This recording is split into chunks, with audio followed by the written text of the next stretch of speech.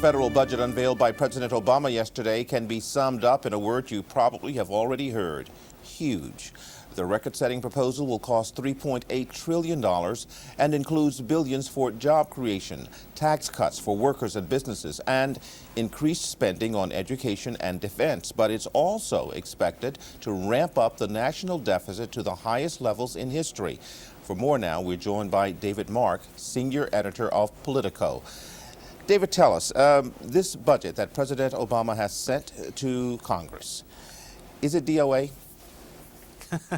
At least large portions of it. There are big chunks of lawmakers in Congress who are not happy, some with the cuts that the president is calling for, others with the expanded spending. There's also individual measures like cutting back on the space program, specifically the route that was going to take human flight back to the moon.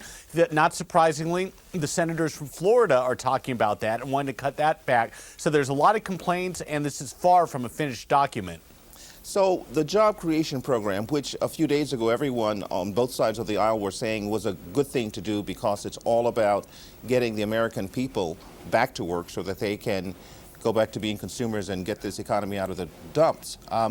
What about that job creation component? You think that might make it? It seems like that, at least a portion of that, has a better chance of going through than maybe some different parts of it. It's possible the Democrats will be able to cobble together 60 votes in the Senate needed to overcome a filibuster. Having said that, it does seem like polling is against the Democrats at this point. Polling has generally shown that the American people are not particularly happy with these big stimulus programs. There doesn't seem to be a lot of evidence that they've worked over the last year or so in terms of creating jobs, so it's still a bit of an unknown. Okay, so we're looking at a deficit that will be going up to $1.56 trillion, record-setting amount. President Obama is saying we don't want to play the blame game. Then he says, I inherited a lot of this. So help us out here. How much did he inherit? Is there a responsibility apportionment that should be made with respect to this deficit and why we're at this point? Certainly, the president did inherit a big deficit from the Bush administration. However, the president is adding onto it with some of these new spending programs. Also, it's not clear that they're going to save money in certain areas. For instance, the budget calls for about $150 billion in savings from the health care program that he's been trying to push through. As we know, that is not faring very well in Congress, so there's no assurance that there's going to be any money saved from health care or anything else. So there is some blame to go around from his predecessors, but the president and his administration are still adding on to this deficit as we speak. The budget proposal also announced sweeping reforms of the No Child Left Behind program by focusing on the goal of helping all students graduate from high school and to go on to become college and career ready. Now, how would this change education and how much is it going to cost? It would essentially take out some of the rigorous standards that the Bush administration put in place with no child left behind, so specifically some of the tests. There would be some cost savings there in terms of administrative costs. I don't think we're looking at huge financial savings. It's more subtle than that. It's really kind of how to evaluate educational achievement. Do you think Congress will be supportive of this idea?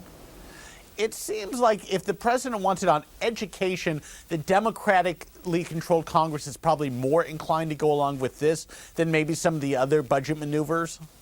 And finally, the big picture here. Isn't the president really dealing with a conflicting goal? On the one hand, he has to bring down spending to control these deficits. On the other hand, he's looking at the need of jump-starting the economy, or trying to again, which means more spending. Right. How does he manage that?